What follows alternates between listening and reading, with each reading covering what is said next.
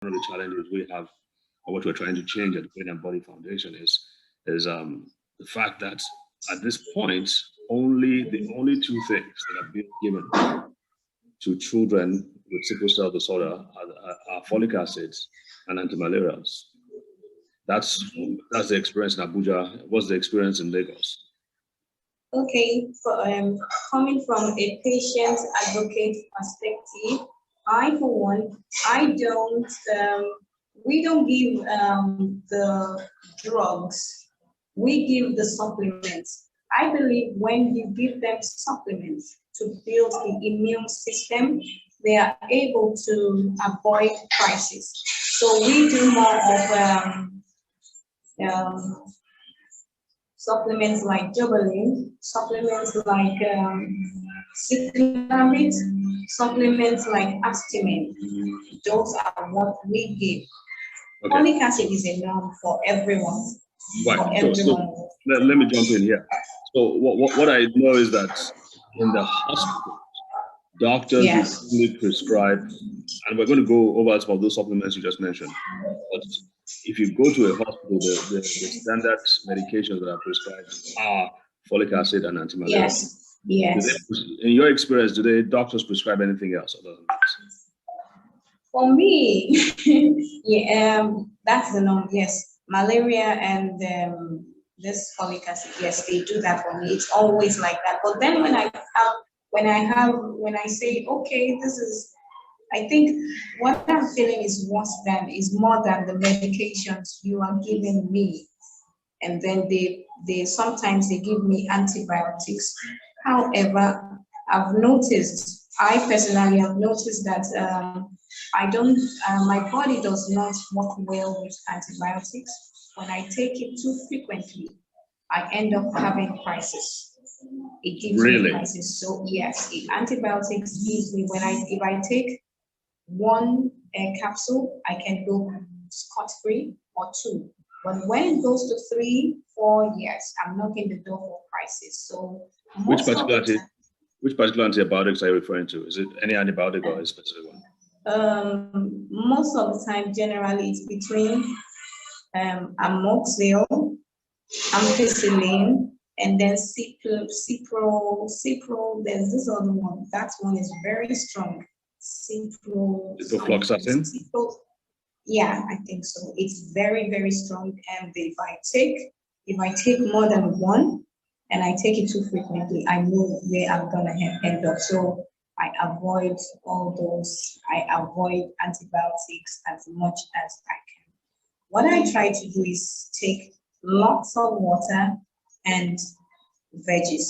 I try that veggies and fruits. I do them a lot, so it helps me.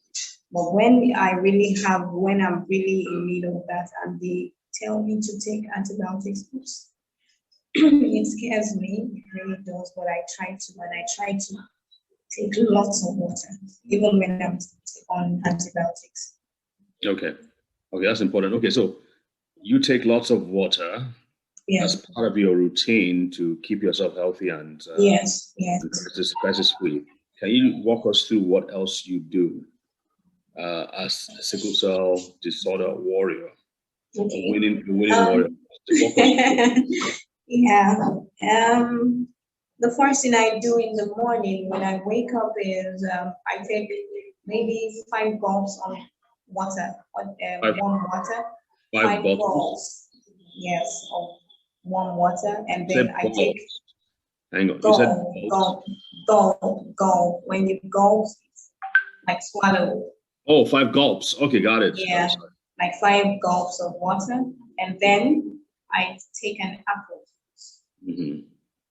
And sometimes when I have my supplements, I take 2 of it in the morning. What supplement are those? I take Jubilee. In the morning. And what is that? What does that contain? Jubilee, I think it's this tradition. It's more of a herbal thing that has been packaged in the orthodox way. Do you understand what I'm saying? Yes, they did. It's a herbal supplement. It's a supplement from this herbal thing, but it's packaged like an orthodox medication. Okay. So I take it in the morning, and then one thing I notice when I take it, it makes me eat a lot. That's a good thing, right? Eat more. It's a good thing, but I don't like eating. I don't know if it has to do with sickle cell or it's just me. I don't really I don't have very nice eating habits. Maybe that's why I'm so tiny for my age, but so it helps me eat. It increases my appetite. So sometimes when I feel yes, I need strength, I also take it. But when I don't have it, I just resort to my water. I take apples a lot, and then I do vegetables. Okay. I try as much as possible to take as much vegetables as I can. Any favorite kinds of vegetables that you feel work best for you? I do spinach. Oh, sorry.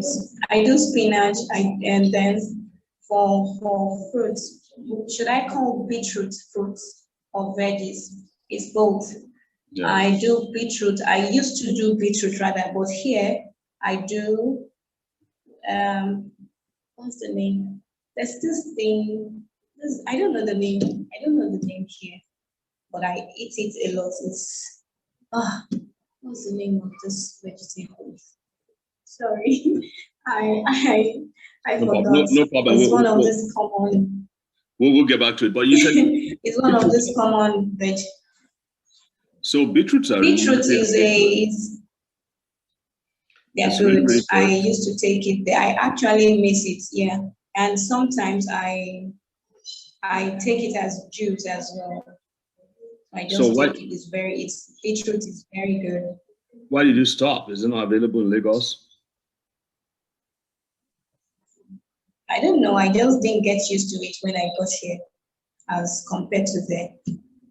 Okay. I just think I don't know. Maybe it had to do with I'm in Nigeria, and so beetroot is gone. I don't know. It just had to do with my psyche.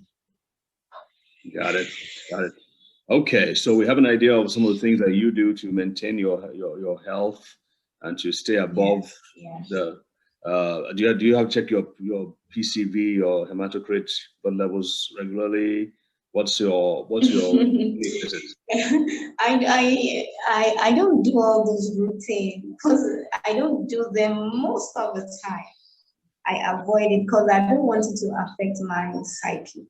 One thing I know about myself is the moment I have some news about my status medically, it affects me, especially because I had a surgery. I did gallstone, laparoscopic surgery with gallstone, so it affected me a lot. And I think since then, when it had to do with it affected me in a very funny way. So I just try to stay off crisis as much as I can. But when it comes, yes, I know, okay, the visitor is here. I need to go take care of myself.